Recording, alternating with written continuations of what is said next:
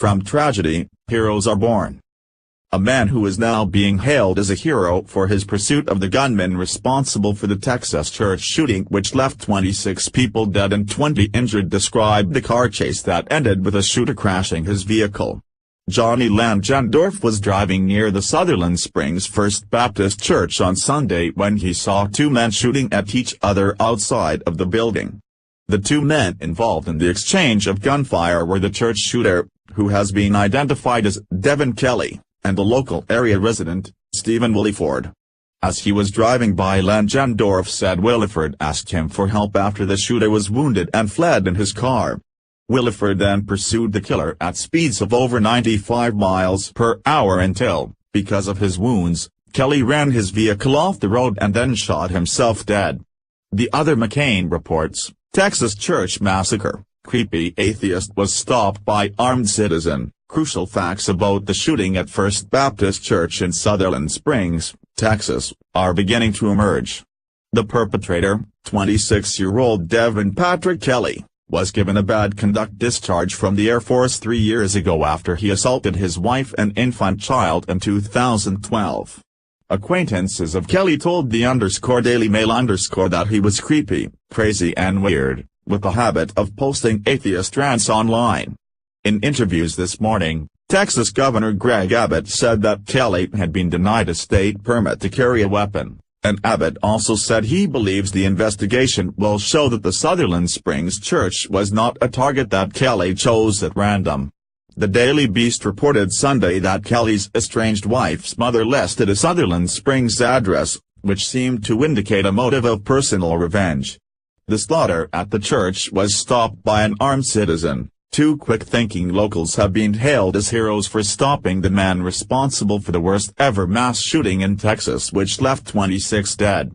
Stephen Williford, 55, confronted gunman Devin Patrick Kelly, 26, when he was leaving First Baptist Church of Sutherland Springs, wounding him, before he and Johnny Langendorf, 27, chased him in a car after he fled.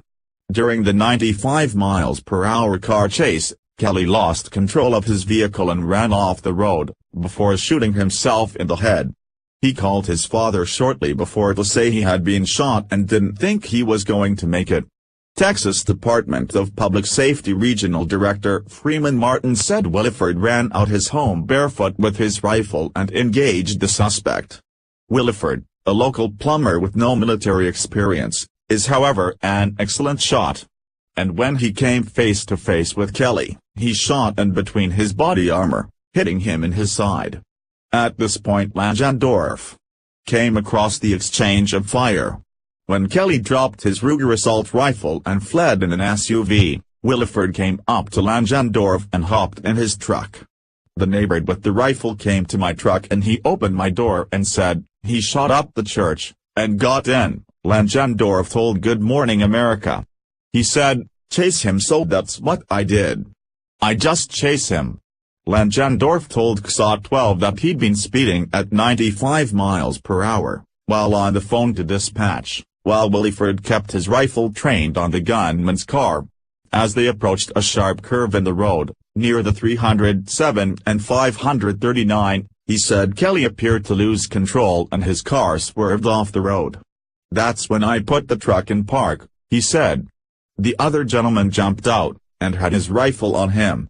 He didn't move after that. Kelly was already dead when they found him inside his vehicle, having shot himself dead. Police revealed during a press conference on Monday that the gunman called his father to let him know he had been shot and he didn't think he was going to make it. "At this time we believe that he had a self-inflicted gunshot wound," Wilson County Sheriff Joe Tackett told CBS News on Monday. "We can expect to learn more about the gunman's background and motive in the coming days, while Democrats demand new gun control laws, but the reality here is that the good guy with a gun stopped the bad guy with a gun, and what Democrats want is to disarm the good guys. But here is the best part of the whole saga. A liberal CNN reporter interviewed Williford on live television and he was taken back by the responses he got to his questions. The liberal CNN report just couldn't understand the answers. And the reason he couldn't is simple. Liberals just don't understand what the American spirit is.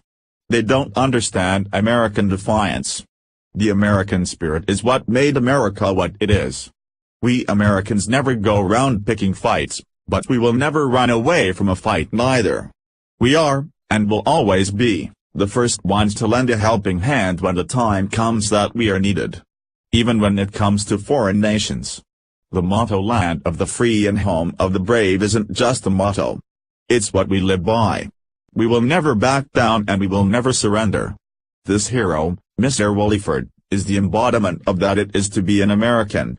Who knows how many more would have died if not for these two individuals who risked their own lives to stop a killer that Sunday morning.